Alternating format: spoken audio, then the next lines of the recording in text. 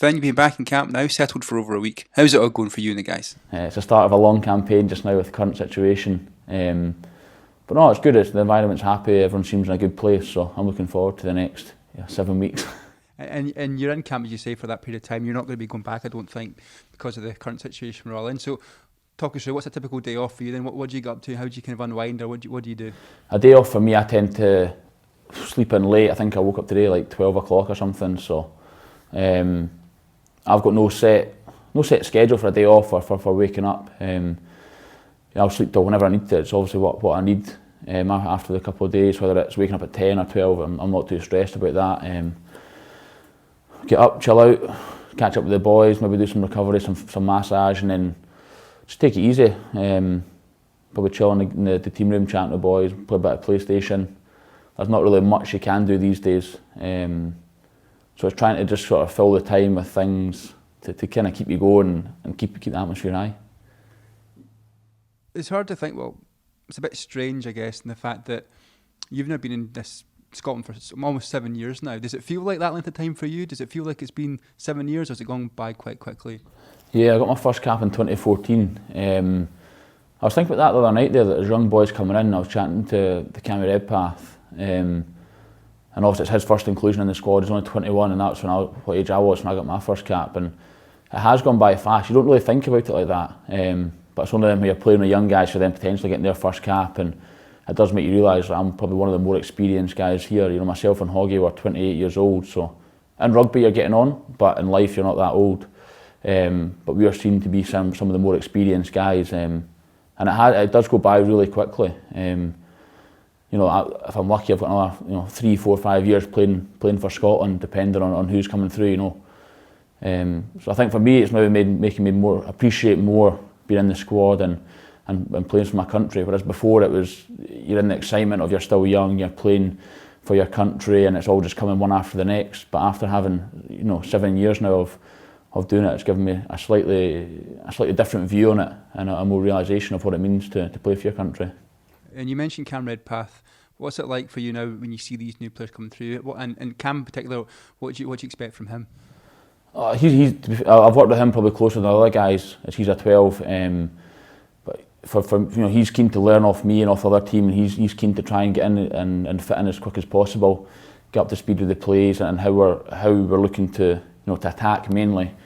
So for me, I had dinner with him yesterday, just blathered away. So he seems like a really good guy. I've spoken to his dad a little bit recently, not about him, about other things outside of rugby. But no, I think for these young guys coming in, if they can fit into the squad and get used to it as quick as possible, then they've got the best chance of playing for us on the weekend, and then in that case getting the best performances on the weekend. Looking back, would you went to your first cap to where you are now? Would you ever think that you'd be in this role giving that advice, or would you think you'd maybe have a different approach to it? Well, I think looking back to my first cap, I never thought about like too far down the line. Even now, I'm not thinking too far down the line. You just got to get ready for the next few games ahead. And for me, I had Grieg, who was there. He was the more experienced one. Obviously, Hoggy, we're same ages, but he's got 30 odd caps more than me. So when I had Grieg, it was me kind of chatting to Grieg like, "How's this?" or "How do we do that? What do you think here?" After we'd played a few years together, it was then more of a mixed, us discussing things together, and then towards the end, it was the same, but maybe he was thinking one thing, I was thinking the next, and it would become. We had, me and Grieg had a great relationship on and off the field. So I think with how me and Cam have kind of got on off the field, if that then goes on to the field, if he's playing or if we're both playing together, I think it'll be really good. I'm open to things that he does at Bath and things that he's seeing, and at the same time he's wanting to learn and try and fit in and understand how we're wanting to play, which is great. He's looking to try and buy in as much as possible.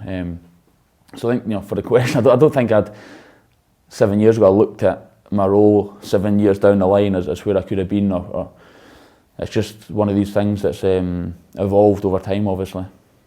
And if we look at where you are now, you left Glasgow in 2018. You're now with Racing. You seem to be really enjoying yourself over in France. Your contract extension as well, so you're going to be there for a little bit longer. But you've mentioned it before in the past. It was a big decision for you. It's going to be a big challenge for you. How big a challenge was it, and is it, and how much are you enjoying it? I think it was a big challenge. It was a challenge in terms of moving club, having to almost establish yourself again. I think at Glasgow, you know, when I left, you know, myself, Hoggy, Tommy, Johnny, whoever else, kind of the main players who drove the attack mainly. So you're in your kind of comfort zone. You knew what was happening. You knew every system we had in place. You knew every player. You knew the coach as well. So for me to then go to France to have to try and work with mainly French-speaking coaches, a lot of French-speaking players. They did have English, which helped a lot. That was a challenge for me. The first year it was more difficult for me as the attack coach didn't speak much English, and he would kind of maybe more chat with the nines or Henri at 12 on how we wanted to play that weekend. And the more I've kind of picked up French and got to understand and built relationships with the players and coaches, it's been last season and this season, it's been much better for me on the field and off the field, as I feel I'm having more of a say in how we want to play and how we can maybe drive the team, or depending on the certain situations and who we're playing with. Even if it's playing with young guys, I feel a lot more comfortable now. But still, when I'm playing alongside the likes of Virame, Terry Thomas, Zeebs, or you know, there's so many big names in Racing, I'm still wanting to be up there and playing at the same level, if not higher than them. You know, I'm always going to want to be the best that I can be and one of the best in the team. That's what you're driven as a sportsman. You want to be the best that you can be. So for me to be playing again alongside these world-class players, it's great for me. It's not pushing me, but it's giving me that drive, that focus to keep going and progressing. First up, England away from home. Now, that game 2 years ago, we'll all agree, was probably the most bonkers game of rugby. But it'd be interesting to get your take on it. I know you've spoken about it in the past, but what was said. But you know, looking back in the game itself, what stands out for you, and what are your memories of that game?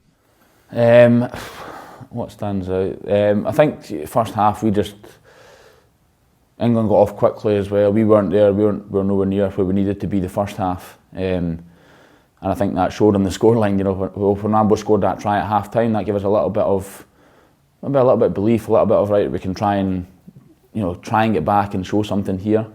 But still, you know, what was it, 31-7 at half time, I think it was. You know, you're still up against it down in Twickenham against England. I think second half we literally had nothing to lose, as we'd already been beaten, we'd been written off. And speaking to fans and friends after it, they say, you know, we turned it off, we knew we were lost, and we had that freedom just to, it doesn't matter in the result now, almost we've lost, so we can just play our rugby and we can have a go at them. On the flip side, I believe that England, you know, subconsciously they would have switched off thinking the game's done, and then very quickly we got on the front foot. We had all the momentum the second half, like they did the first half, and then they luckily did the same as us. They got a try last play of the second half, like we did the first half. So it was a great game to be part of, and a lot of learning in that game. But still, I was almost disappointed. Like, was so disappointed at the end, thinking that was a game we could have won. But then, if you think about it at half time, then it's like, well, no one would have expected that result, so we had to be happy with a draw. Whereas looking back, when you got to 5 minutes to go and we're 7 points up, it was tough to take. But that's sport, you know, and you can't really say that we should have won that game, because England should have won it after that first half. So it was a mix of emotions after the game, definitely.